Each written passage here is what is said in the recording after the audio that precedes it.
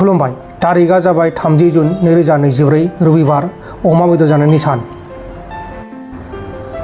मध्य प्रदेशनि मरिनायाव सासे सुबुङा गावनि गार्लफ्रेन्डखौ गुबुन हौवाजों जुलि जानो गोनां सानखालि गावथारदों।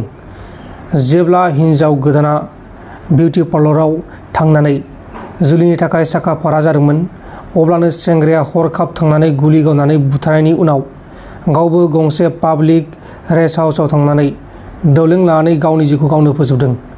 बुथारजानाय गार्लफ्रेन्डनि मुङा जाबाय काजल आरो जाथायखौ खालामनाय गावनो जिउखौ फोजोबनाय सेंग्रानि मुङा जाबाय दीपक गौतम। दीपक गौतम आरो काजलजों गोसो थोलायोमोन, नाथाय काजलआ गुबुन हौवाजों जुलि जानो नागिरदोंमोन। बेनिखायनो दीपक गौतमआ सहायनो हायैयाव बे जाथायखौ खालामनानै गावबो गावनि जिउखौ फोजोबदों। आरो दीपक गौतमआ उत्तर प्रदेशनि झांसीनि थागिबि। सिलिगुरिनि गाटमाबारि फुलबारियाव हरनि सोरांसि समाव सिखावफोरा किराकान रय मुंनि सासे सुबुंनि नखराव हाबनानै न'नि दरजाखौ सिगांनिफ्राय मारिथेनानै इ-रिक्साखौ खावना लांखुमादों। किराकान रयआ इ-रिक्साखौ प्लास्टिकजों खोबोमोन, नाथाय सिखाव जानाय सानखालि बियो प्लास्टिकजों खोबाखैमोन। दा बे जाथायनि सायाव पुलिसआ सिखावखौ एरेस्ट खालामनो थाखाय नायबिजिरगासिनो दं। उत्तर प्रदेशनि गंसे प्राइभेट हस्पिटालाव सासे गोर्बोआव गथ'गोनां आइजोखौ हस्पिटालाव गथ' जोनोम होनो लांनायाव हस्पिटालनि सानै डक्टरा डिलिभारनि सिगां आइजोखौ नंखाय डुप्लिकेट बिजिखौ होफ्लांनानै आइजोखौ बुथारदों। थैनाय आइजोनि मुङा जाबाय अनसल, 23 बोसोर बैसोनि। रिपर्टनि बायदिब्ला हस्पिटालनि सानै डक्टरा बिनय कुमार पांडे आरो शिव बाहादुर यादव मुंनि सानै डक्टरा आनसालनि नखरनि मानसिफोरखौ अपारेशननि थाखाय 50,000 रांखौ जमा होनो होदोंमोन आरो नखरनि मानसिफोरा रांखौ जमा होखांनायनि उनाव सानै डक्टरा आइजोखौ हस्पिटालनि अपारेशन रुमाव लांनानै गोरोन्थि बिजि थुनायाव आइजोआ थैदों आरो सानै डक्टरा अक्सिजेन गैयिनि थाखाय थैदों होनना थगायनानै हस्पिटालनिफ्राय खारखुमा लांदों। आरो जाथाया जाखांनायनि उनाव आनसालनि नखरनि मानसिफोरा सानै डक्टरनि सायाव एफआइआरखौ होनायनि उनाव बिसोर सानै डक्टरनि सायाव नायबिजिरनानै बिसोरखौ नंखाय सार्टिफिकेट लानानै हस्पिटालाव खामानि मावबाय दं होननानै मिथिनो मोन्दों। दा बिसोरखौ पुलिसआ एरेस्ट खालामनो थाखाय नागिरगासिनो दं। गवालपारा जिल्लानि सिङाव थानाय दुधनैनि जाथाय हिरण्मय खाख्लारिखौ बुथारनायनि सायाव न्याय नागिरनायनि दाबिजों कक्राझाराव एबसुनि बानजायनायाव सोमावसारनायखौ दोनथ'नाय जाबाय, नाथाय अराय समनि थाखाय दोनथ'नाय जायाखै। बे सोमावसारनाया उननि समाव सोलिफिनगोन होननानै एबसुनि आफादगिरि दिपेन बर'आ बुंदों। दुलाराय बर' फरायसा आफाद आरो गुबुन गुबुन आफादनि जि मोनसे जथाय सोमावसारनाय दुधनै गेंरेप इन्सिडेन्ट आरो हिरण्मय खाख्लारिखौ बारबारिक भाबै मार्डार खालामनायनि एगेन्स्टआव जि जोङो साननैनि धाराबाहिक जि आन्दलन लादोंमोन, जोङो बे सोमावसारनायखौ जोङो दोनथ'बाय आरो जोङो सोमावसारनायखौ आबुङै जोङो उइथड्र खालामाखै, बेखौ जों दोनथ'दोंसो।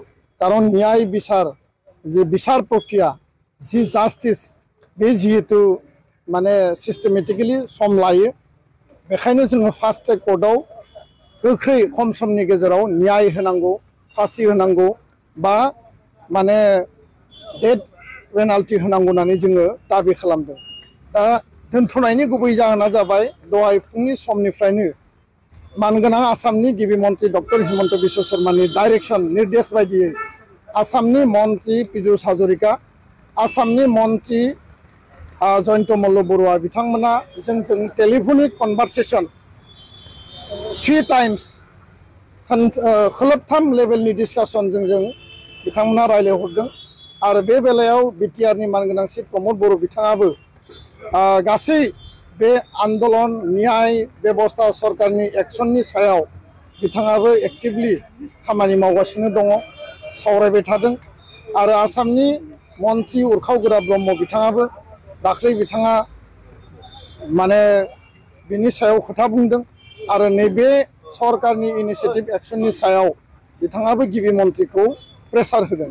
दा बेखायनो बे गासैनिबो इनिसियेटिभआव दिनै बे समाव आसामनि मन्त्रि जयन्त मल्ल बरुवाया दुधनৈ फारसे थांगासिनो दङ। दसे समनि गेजेरावनो बिथाङा दुधनैयाव बालापारा गामि हिरण्मय खाख्लारि जाय दुखुथिया जोंनि हिरण्मय खाख्लारिया अन्याय इनाय भाबै बुथारजादोंमोन बे दुखुथिया न'खराव बिथाङा सहैनानै दुधनैनि मिडियाफोरनि गेजेराव एबसु आरो गासै बर' माहारियारि आफाद गौथुम गुबुन गुबुन हारिनि गौथुमफोरनि जथाय जि सोमावसारनाय बे सोमावसारनायनि जिफोर दाबिमोन फास्ट ट्रेक कर्टआव लांनाय कम्पेनसेसन होनाय दायनिगिरिया जाहाथे स्ट्रंनिफ्राय स्ट्रंसिम पानिशमेन्ट मोनो माने डेथ पेनाल्टि मोनो जि दाबि दङ बे दाबिखौ सरकारा कारजकरि खालामनानै एक्सन लानानै मावलांनो होननानै बिथाङा जोंनो प्रतिश्रुति होदों बिथाङा आश्वस्त खालामदों आरो जोंहा